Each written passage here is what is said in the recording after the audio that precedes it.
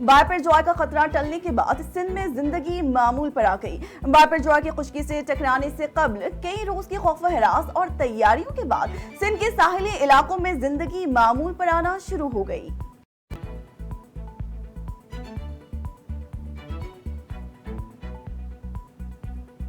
وزیر داخلہ رانا ثناء اللہ کا کہنا ہے کہ ناموس رسالت پر ہر مسلمان کے ایمان کا حصہ ہے۔ کہا کہ ڈاکٹر عافیہ صدیقی کے معاملے پر حد ہے کہ تحریک لبیک کے تحفظات ناموس رسالت کے حوالے سے ہر پاکستانی غمزدہ ہے۔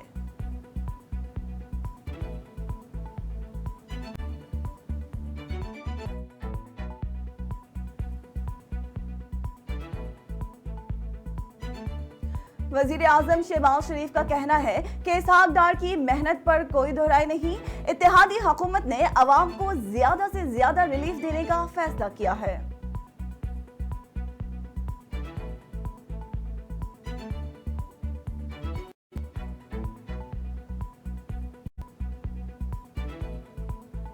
وفاقی وزیر داخلہ رانا ثناء اللہ کا کہنا ہے کہ بھڑکے مارنے والے ایک ہفتہ بھی قید برداشت نہیں کر پائے۔ قائد مسلم لیگ نون پر جب بھی مشکل آئی تو انہوں نے اپنا معاملہ اللہ پر ہی سپرد کیا۔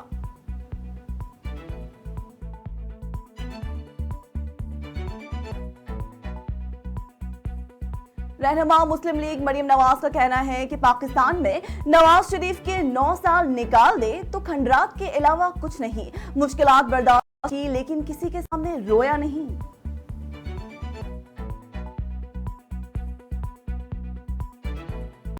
وفاقی وزیر توانائی خرم دستگیر نے 2023 میں انتخابات کی تصدیق کرتے ہوئے کہا کہ پاکستانیوں کو 10 نومبر تک نئی حکومت کے لیے ووٹ ڈالنے کی امید رکھنی چاہیے۔ وزیر توانائی نے کہا کہ ہاں، یہ انتخابات کا ہی سال ہے۔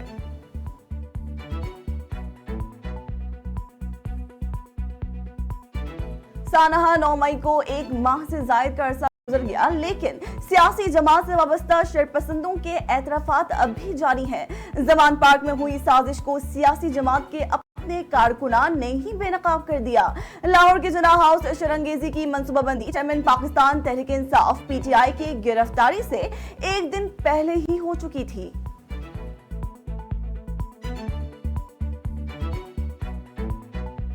پاکستان پیپلز پارٹی آج خیبر پختونخوا کے شہر سوات میں سیاسی پاور شو کرے گی۔ وزیر خارجہ و chairman Peoples Party Bilawal Bhutto Zardari جلسہ عام سے خصوصی خطاب کریں گے۔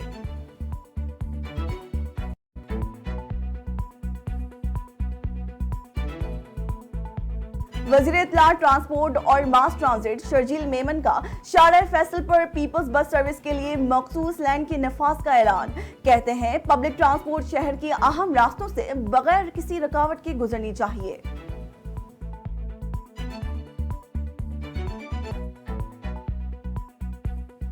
گورنر سندھ کامران خان ٹھسوڑی کا کہنا ہے کہ مقامات مقدسہ کے باعث سعودی عرب کو پاکستانی عوام میں خصوصی اہمیت دیتے ہیں۔ مشکل حالات میں سعودی عرب نے ہمیشہ پاکستان کی مدد کی ہے۔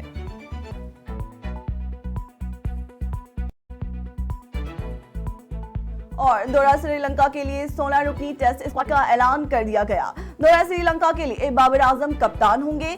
شاہین آفریدی کا کہنا ہے کہ 1 سال بعد ٹیسٹ اسکواڈ کا حصہ بننے پر خوشی ہے۔